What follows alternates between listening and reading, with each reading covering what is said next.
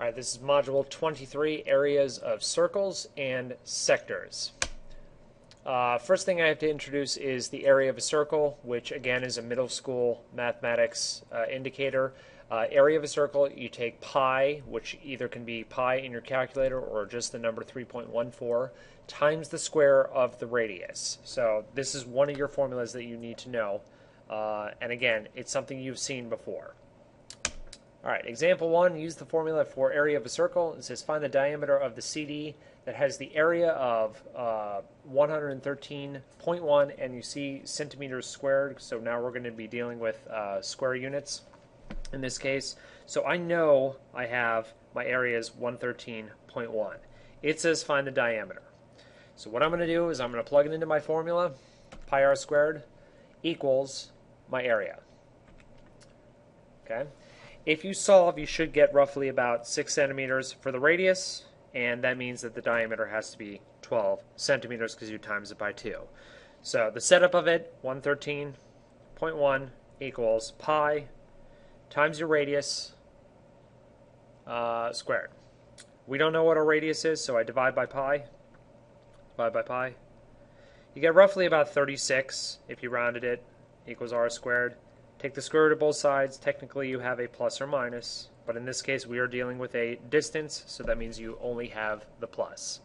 We have centimeters, so that's why we have centimeters here, and if you have to double it to get the actual diameter, so you have 12 centimeters as your answer. Okay, sector of a circle. This is where the high school part comes in. A sector of a circle is the region bounded by two radii of the circle and their intercepted arc. So think of this as an actual physical pizza slice.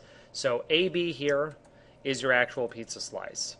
And that's what we basically say. So you have A, P, B, that's your slice. And you're going to be manipulating the area formula for a circle and kind of like in the previous module, setting up a proportion to solve for these particular areas. So the formula that's associated with it, there's actually a couple, but they're both derivations of each. This is the proportion one, and this is the one you're more familiar with from the previous module. And again, they're derived, they're both the same, they both mean the same. In this case, we had area of a sector, APB. In the previous one, we had the arc length of AB. So in this case, it's area. In the previous one, it was arc length. You still have your central angle part here. This is central angle divided by 360. So the only thing that's different, instead of here being circumference, this is now going to be area. So, and again, just like in the previous module, I can either ask for you to give me the central angle, you have to find the radius, you might have to find the area of the sector, so there's many different questions that I can ask with this. So here's just to make absolutely sure, you have the area of the small sector formed by angle UTV, so we're trying to find the red area. So the first thing you have to do is find the measure of the minor arc, which in this case we know it's the central angle. You're just plugging it into the formula. So plugging it into the formula, you have your area of a small sector, which we're trying to find. That's your x value or your unknown. Your central angle here, which we can plug in, 70.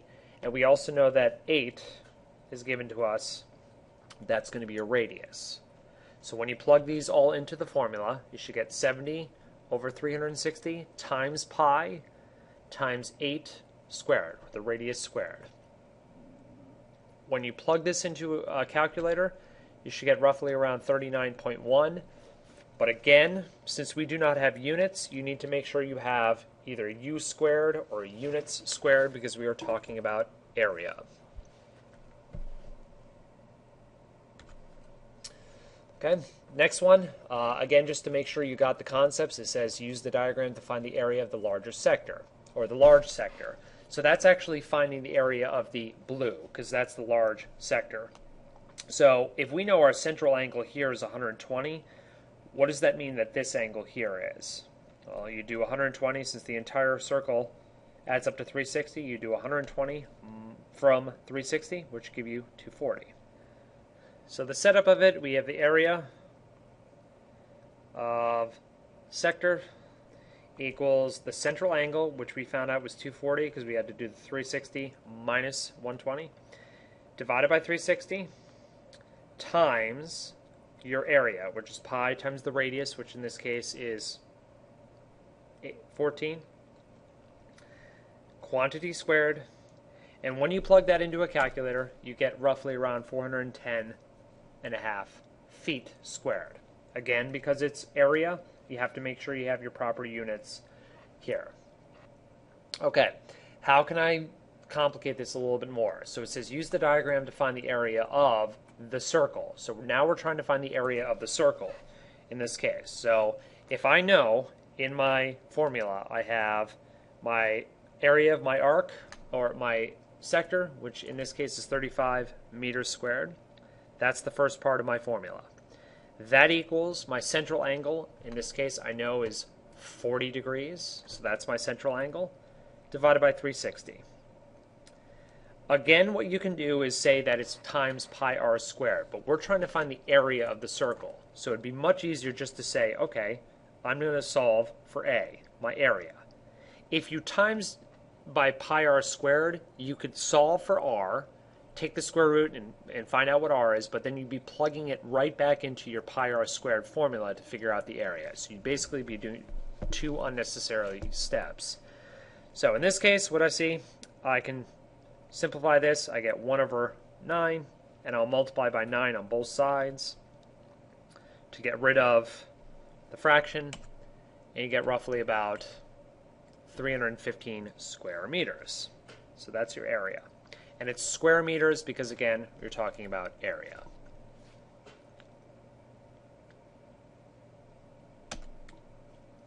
Okay, here's a composite figure that you have to find the area for, so you have to kind of look at it and say, okay, what two figures do I have? So I look in this and I say I have area 1.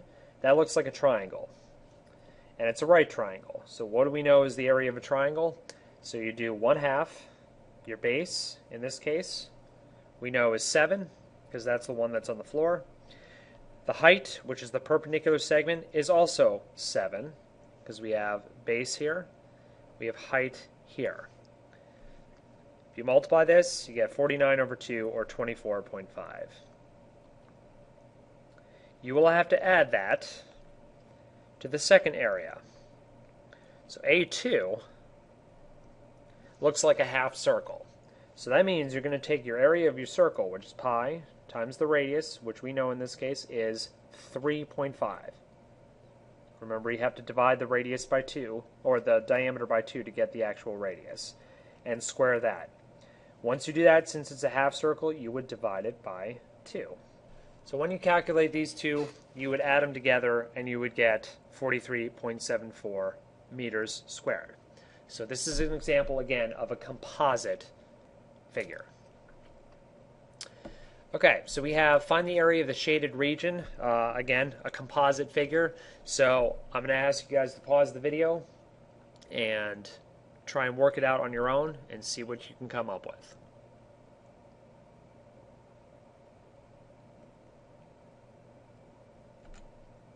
So the answer you should have come up with was 23.18 feet squared, and the reason is because what I see, I have an area here,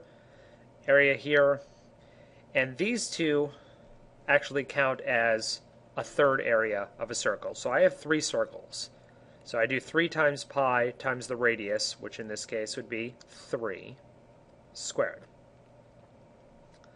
So 3 circles, that's your 3 circles. Your area here of your circle is pi times the radius squared. And we're trying to find the area of the shaded region, which means we have to subtract that from the exterior area. Well, the exterior area is a rectangle. So the rectangle would be your little b times your little h, which would be 18 times 6. So when you calculate this out, you should get roughly around 23.2 feet square, or something close to that.